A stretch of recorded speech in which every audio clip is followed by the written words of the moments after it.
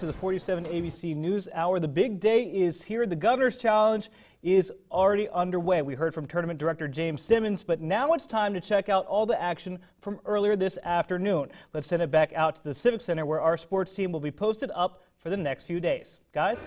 Thanks, Julian. What's up, everybody? Welcome back. We are still hanging out here at the Governor's Challenge. Of course, Jeff in his first Governor's Challenge. Yeah. Man, how you liking things so far, man? Well, I like that they gave us these nice quarter zips here because cool. they're pretty cool. Under Armour, Free, but right? yeah, for free, yeah. Cool. But no, it's been a lot of fun. We saw a record-breaking performance. We're going to see some highlights from Hartford Christian. But just being in this type of environment, I mean, for the next few days, we're surrounded by a ton of basketball.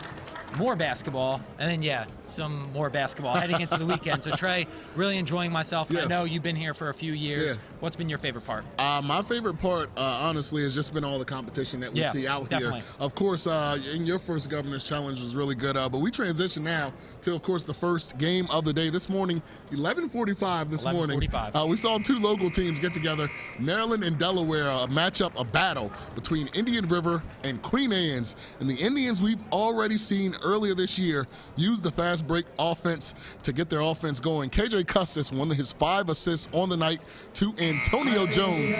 Jones finished with 12 points and 10 boards in this one. Queen Anne's still struggling to get going this season. Nick Dunkerley pulling up for 3. He was their second leading scorer with just 5 points on the night.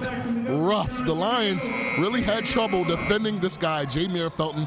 He misses a layup, able to get the board and finish for 2 of his game-high 18. He also pulled down 13 rebounds as 3 Indians registered double-doubles in their 61-35 win. What a game that was, but Trey, Sussex Tech basketball making their appearance in the Governor's Challenge around noon today. Ravens going to jump out to the early lead in this one thanks to Jaquan Burton. We saw him last week against Woodbridge. 3 right here from the right wing. Vikings, though, trying to inch their way back into this one. Trinell Clanton going to miss his initial shot, but grabs the offensive rebound and lays it back in. Tech, though, Trey, too much to handle in this one. Devin Reynolds steps into a deep 3, and then we're going to see Reynolds again with the dime, finding Cameron Williams, the senior, who lays one home off the glass. The Ravens make a statement on day 1 of the Governor's Challenge, topping CSD 81-24. Ouch. Salisbury School also in action earlier today, taking on Concordia Prep of Baltimore. Matei Zeeby put on a show in this one. 15 points and 11 rebounds for him in this game. Prep would hang around a little bit.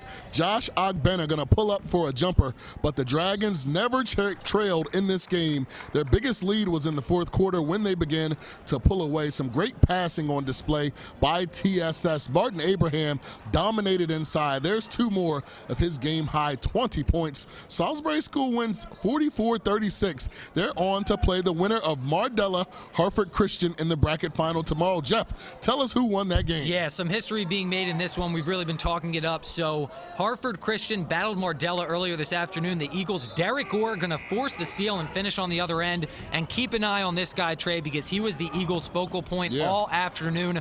Gore going to knock down a triple from the right wing, and then he's going to spot up again from the corner and knock another one down. He would finish the first half with 24 points and 4 assists. Now, in the second, Mardella making a push. Patrick Lewis LeQuays, great last name, ties this one up with a long corner 3 ball, but Hartford would put together a strong final push. Nice defensive series from the Eagles as Michael Drew comes up with the steal and finishes on the other end. But the story in this one, Derek Gore sets a Governor's Challenge record with 44 points as they take it 75-71. On day 1, another Maryland-Delaware matchup. Laurel Delaware taking on Ben Franklin of Baltimore. Great game here. The littlest guy on the court is Jemiza Witherspoon. He's grabbing a rebound and getting an and-one putback for Laurel. Ben Franklin, a pretty dominant team themselves. They get it inside to their big man, Cameron Miller. But every time Laurel built up a lead, Franklin would answer back. They do it here on the fast break off the block.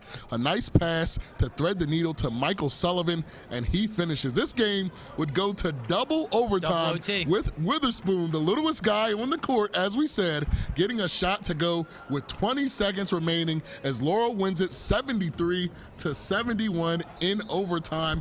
double overtime. How about that? So we've already seen some great stuff going on here. So we see double overtime game. We see another game that sets a Governor's Challenge record. So day one's already a success. We don't even know what's going to happen. Yeah, exactly right. That's exactly right. We're on to the nightcap here at the Civic Center. We actually got Bennett playing right now as we speak, taking on Hartford Tech, another local team in Nandua right now, also in action.